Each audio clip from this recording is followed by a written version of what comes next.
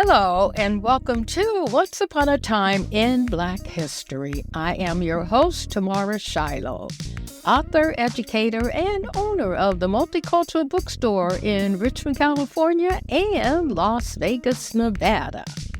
You can also find us on my website at onceuponatimeinblackhistory.com. Our shows are sponsored by the Multicultural Bookstore, and if you're interested in becoming a sponsor, please send me an email at tamarashiloh@gmail.com. Alrighty then, let's get this party started. Hello and welcome to Once Upon a Time in Black History, where we uncover the people, places, and stories that have too often been left out of the history books. I'm your host, Tamara Shiloh. And before we begin, don't forget to visit the Multicultural Bookstore and Gifts online at multiculturalbookstore.com, where we celebrate the history, stories, and cultures that make us who we are. Now pull on your boots, grab your cowboy hat, and get ready, because today we're heading to the rodeo.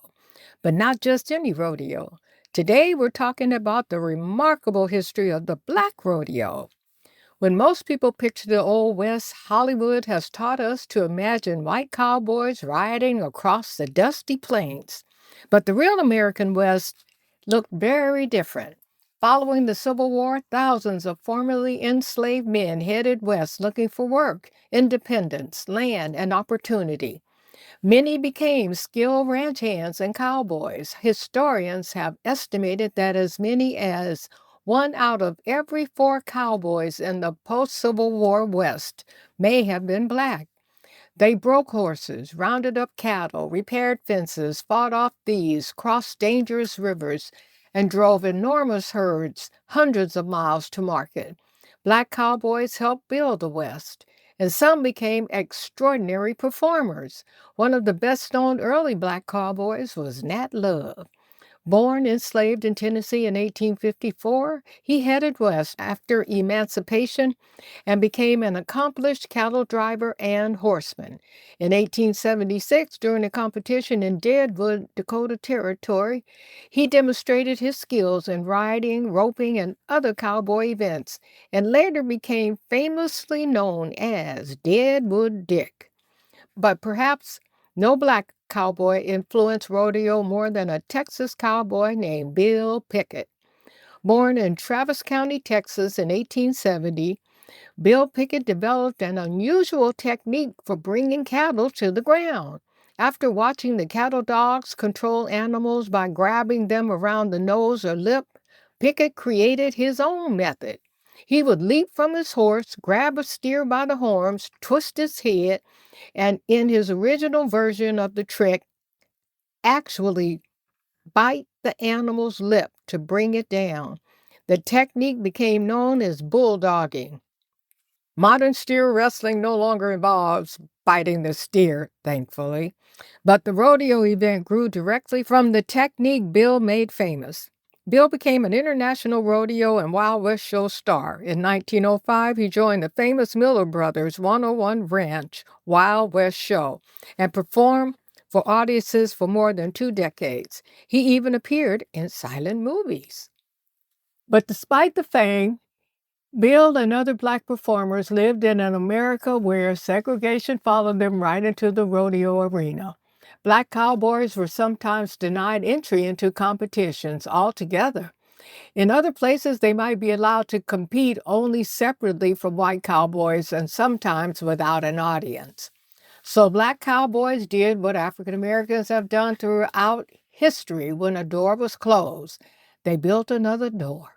Independent Black rodeos began providing places where Black cowboys and cowgirls could compete, earn recognition, entertain crowds, and preserve their Western traditions. One important example can still be found in Boley, Oklahoma, one of America's historic Black towns. The Boley rodeo tradition dates back more than a century, and today the community proudly describes its rodeo as the nation's oldest, longest-running Black rodeo tradition. By the 20th century, another generation of Black rodeo stars was challenging racial barriers. One of them was Myrtis Dightman. Born in Crockett, Texas in 1935, he became a professional bull rider at a time when very few Black competitors were welcome at major rodeos. In 1964, he became the first African-American cowboy to compete at the prestigious National Finals Rodeo.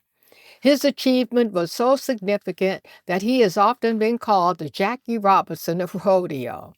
Yet one of the biggest developments in modern Black rodeo history came in 1984.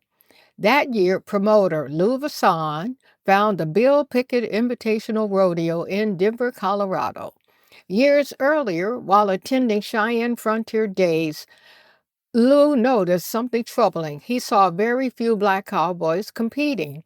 He knew Black cowboys had been part of Western history from the beginning, so he decided people needed to see them. He named his rodeo after Bill Pickett and created an event where Black cowboys and cowgirls could display their skills while audiences learned about their history. What began in 1984 grew into a nationally touring celebration of Black Western culture. Today, the Bill Pickett Invitational Rodeo continues to feature Black cowboys and cowgirls competing in events such as bull riding, barrel racing, steer wrestling, roping, and other rodeo competitions. In 1926, it celebrates its 42nd year of preserving and promoting Black cowboy and cowgirl heritage. And that is what makes the Black rodeo about much more than horses, ropes, bulls, boots, and cowboy hats. It is about visibility. It is about children sitting in the stands and seeing a cowboy or cowgirl who looks like them. It is about families passing horsemanship and rodeo traditions from one generation to another. And it's about correcting an incomplete version of American history, because Black people weren't visitors to the American West. We were there. We rode the cattle trails. We worked the ranches. We trained the horses. We entered the rodeos. We broke barriers. And sometimes, like Bill Pickett, we even invented the events. So the next time you see a cowboy galloping across a movie screen, remember that the true story of the American cowboy comes in many colors. And among those riders were Black men and women whose courage, skill, determination, and traditions are still alive in rodeo arenas across America today. And that is our story for today. I'm Tamara Shiloh, and you've been listening to Once Upon a Time in Black History.